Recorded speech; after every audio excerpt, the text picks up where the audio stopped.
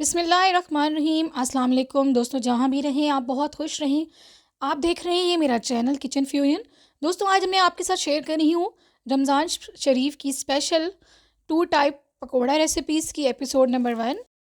दोस्तों आज मैं आपसे शेयर करूँगी कम बेसन और ज़्यादा सब्जियों के पकोड़े जो बहुत ही नरम बनते हैं, बिल्कुल बाहर जैसे पकोड़ों का टेस्ट आएगा। तो चलिए बिना टाइम ज़ाया किए हम रेसिपी स्टार्ट करते हैं। सबसे पहले यहाँ पे मैंने 200 ग्राम पालक ली है जो बिल्कुल फ्रेश है और इसको मैंने बहुत ही बारीक बारीक काट लिया है। ये देखिए बिल्कुल इस तरह से आपने बारीक काटना है। 2 छोटे साइज़ के यहाँ पे मैंने आलू लिए हैं जिनको मैंने बारीक काट लिया है और एक मीडियम साइज़ प्याज लिया है, इसको भी मैंने यहाँ पे बारीक काट लिया है। दोस्तों थोड़ी सी क्वांटिटी मैंने यहाँ पे बंद गोभी की ली है जिसको बारीक काट लिया है और 3 से 4 यहाँ मैंने हरी मिर्चें ली हैं, इनको भी मैंने बारीक चॉप कर लिया है।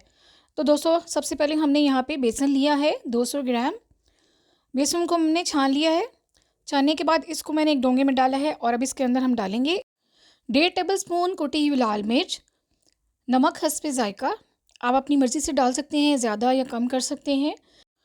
1 टेबल स्पून सफ़ेद ज़ीरा, वो भी हम इसमें शामिल कर देंगे। 1 टेबल स्पून साबुत धनिया, 1 टीस्पून हम इसमें अनारदाना डालेंगे जिसको मैंने कूट लिया है। साबुत नहीं डालेंगे वरना ये मुंह में आता है। तो दोस्तों ये तमाम चीज़ें डालने के बाद इसको हम बेसन को अच्छी तरह से मिक्स कर लेंगे और अब इसके अंदर हम तमाम सब्ज़ियां जो हैं वो डालना शुरू करेंगे। यहाँ पे हम सबसे पहले पालक लेंगे, उसमें ऐड कर देंगे बेसन में आलू और प्याज। प्याज बेशक आप थोड़ा सा कम डालें, आप बाद में भी ज़्यादा कम कर सकते हैं। और हरी मिर्चें भी हम इसमें शामिल कर देंगे और जो थोड़ी सी हमने बंद गोभी काटी है वो भी इसमें शामिल कर देंगे। अब हम तमाम चीज़ों को मिक्स करेंगे और अगर हम इसको हाथ से मिक्स करें तो ज़्यादा बेहतर होगा। दोस्तों अभी मैंने इसमें पानी शामिल नहीं किया, सिर्फ क्योंकि सब्जियां अपना पानी छोड़ती हैं इसलिए मैंने इसको हाथ से ही मल मल के इसको मिक्स करना शुरू किया है। तो यहाँ पे मैंने हल्का सा नीम गर्म पानी लिया है, वो थोड़ा सा हम डालेंगे और बेसन और सब्जियों को मिक्स करेंगे। दोस्तों यहाँ पे मैंने बेसन और सब्जियों को बहुत अच्छे से मिक्स कर लिया है और इसको बहुत ज़्यादा सख्त भी नहीं रखा और ना ही बहुत पतला किया है।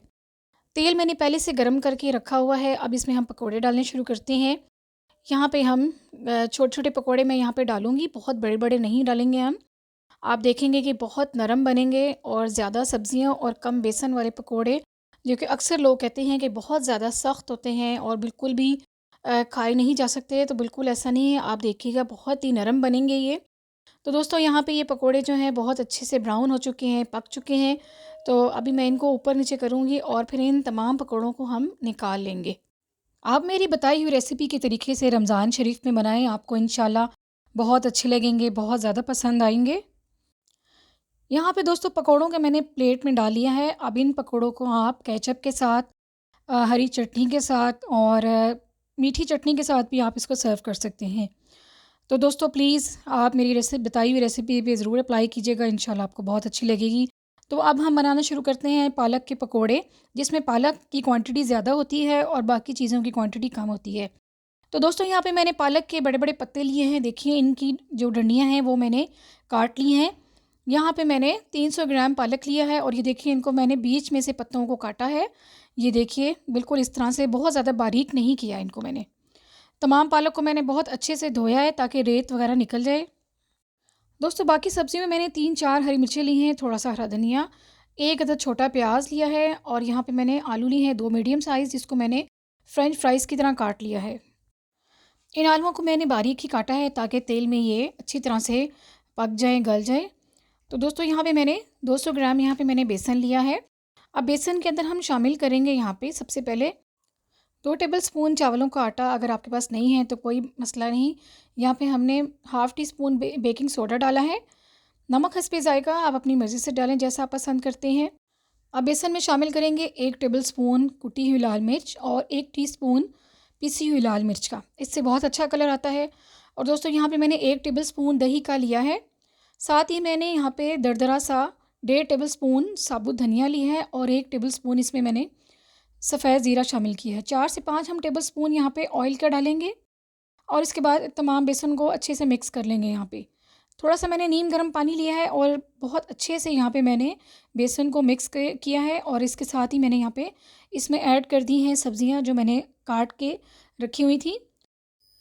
अब इसके अंदर हम कटी हुई पालक ऐड करेंगे।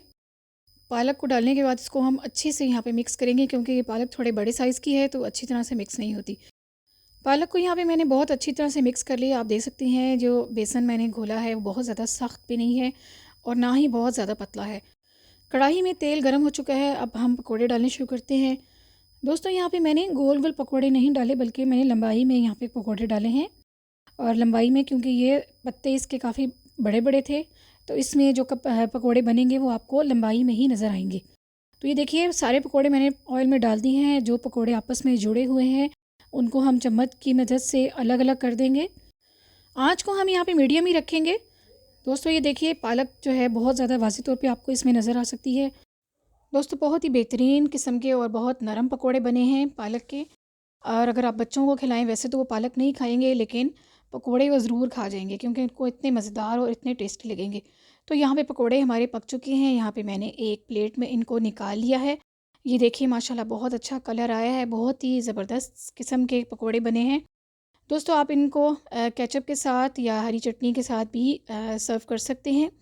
आप रमज़ान शरीफ में ये रेसिपी अप्लाई करके देखें, इंशाल्लाह आपको बहुत अच्छी लगेगी, बहुत आपको मज़ा आएगा। आपको लगेगा जैसे आपने बाज़ार से पकोड़े ख़रीदे हों। तो दोस्तों मेरी रेसिपी, मेरी वीडियो आपको अच्छी लगे तो प्लीज़ मेरे चैनल को लाइक कीजिएगा, शेयर कीजिएगा, और अगर आप मेरे चैनल पे नए हैं तो बेल आइकॉन के बटन को ज़रूर दबाइएगा। दोस्तों एक नई रेसिपी के साथ इंशाल्लाह दोबारा आपकी खिदमत में हाज़िर होंगी। तब तक के लिए अल्लाह हाफ़िज़।